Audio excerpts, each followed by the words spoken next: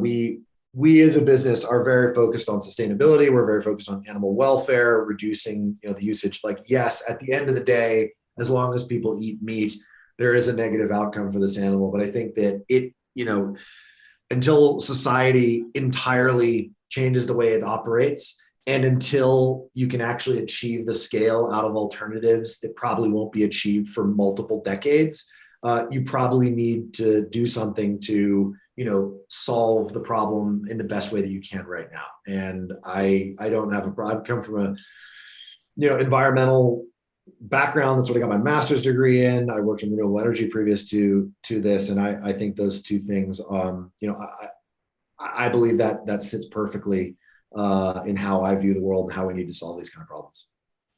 I'll just tell the listeners, I'll step out there and confess, like, look, hey, if you're vegetarian, that's cool. Great. Awesome. Good for you. I don't have a problem with it, but I personally like to eat meat. So, don't give me a hard time for eating my steak, and I won't give you a hard time for not eating it. Yeah. I mean, it's,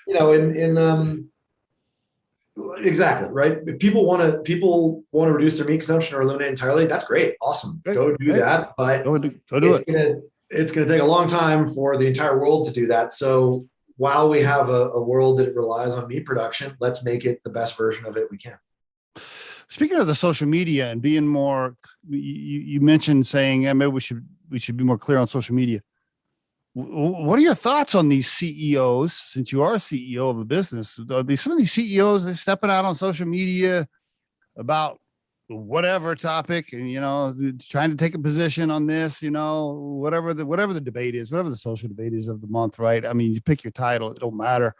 Some executives step out there, if the argument of the month is whether or not yellow's better than purple, or they're raising the purple flag and saying I love purple, or whatever the debate is, Yeah. Well, what are your thoughts on CEOs stepping out like that on things?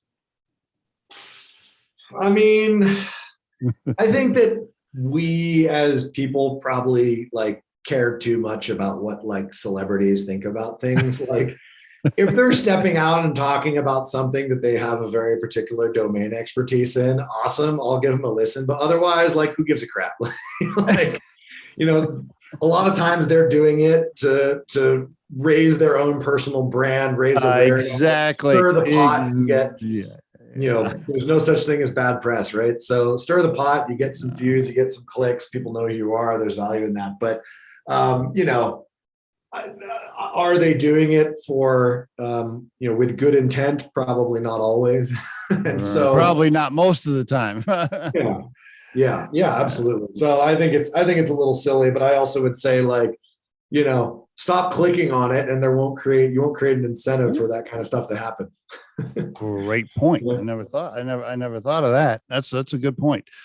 Yeah. By the way, I really don't give a shit what any actor or athlete thinks about anything. I just please can you just do what you're supposed to just do. I'll do my job and make sure I run a good recruiting firm, and I won't bother you with my views, and you just make the movie so that I can be entertained. That's all I need. Yeah, exactly. I got too much on my plate to be opining on the latest, tweet from somebody. Tweet, right? How about this one? I'm going to ask you this too. On the resources and the space and the planet we live on. I've seen some really good stuff, and it's getting more and more press lately. What happens when there's not enough land for cows to feed on to process enough cheeseburgers for all the fast food restaurants on the planet? Now, maybe that's 100 years from now. I don't even know. I'm sure people have run math on this. I have no idea. What happens then? what happens? I mean, it's really easy to be negative and get depressed now, particularly if you spend too much time watching the news. But I think what gets lost in all that, because it doesn't generate the clicks, is all the really positive stuff that is happening. And again, for some huge global problem, how do we feed 10 million people in 30 years? It's going to be hundreds of different solutions that are going to solve it. It's not one thing. There's no panacea. There's no one company that's going to come in and be the savior. And so, the answer is a lot of different things, right? I was talking earlier about how we can regenerate soils. So you don't need more land. You can get way more out of the land we've already got by just returning it back to the more productive state that it used to be in. There's different kinds of alternative foods that people are looking at. There's, ways that you can harvest things, from the ocean. There's going to be a million different things that happen. And so, at being an entrepreneur, I guess you have to be a little bit of a natural optimist. And so I'll be optimistic in human ingenuity's ability to find all kinds of alternative solutions that are probably location dependent. What works over here may not work in different countries, different continents, different regions, different cities. And so different people will find the things that work in their world. But, there's a lot of problems, and I also succumb to getting pretty down on it sometimes, but I have to believe that we as a species are smart enough to figure out some solutions. Okay, great answer. 3 more quick questions. I know we're almost out of time. Awesome. Do you want to spend 30 minutes talking about the lockdown that Australia's in and give us all your opinions in that? I dodged a bullet on that one. When I was in Australia, there was you wouldn't have known there was a pandemic other than the fact that you couldn't leave the country. Everything was open. There was nothing out there. And then the moment I left, Sydney got locked down. It was tough. We have 40 people down there, and it was really tough, and they're coming out of it now. So I'm happy to see. Oh, they are.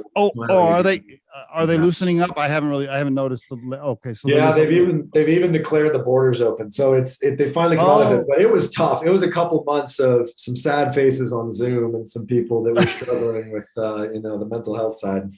I saw some things. I'm like, holy shit, man! You can't even go. You can't go to the bar. If you can't go to the pub, then I don't know. I'd be in bad shape. It's tough for Australia. Yeah. The last 2 questions.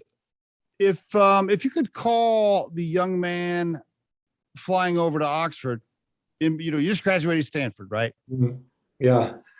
What would you tell him, knowing what you know now and what you've learned? What would you tell that young man? So there's 2 things. One, from like a personal perspective, it would be something along the lines of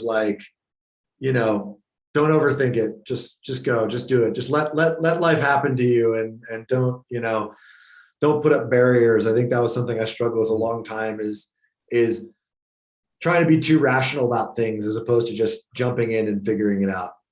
Okay. And the second thing I would say, which is sort of be the business advice, would be focus.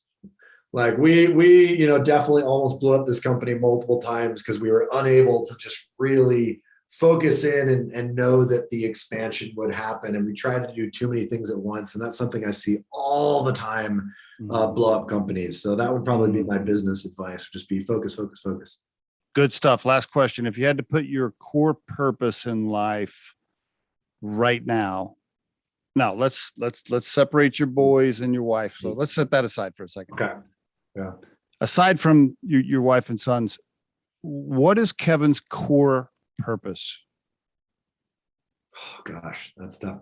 What gets me going is doing things that matter, doing things for real people. And I guess maybe as a contrast to it is you don't have to take over the world. You don't have to disrupt everything. You don't have to be a unicorn. Just make a difference and do something that's meaningful to people. And that process is really exciting for me.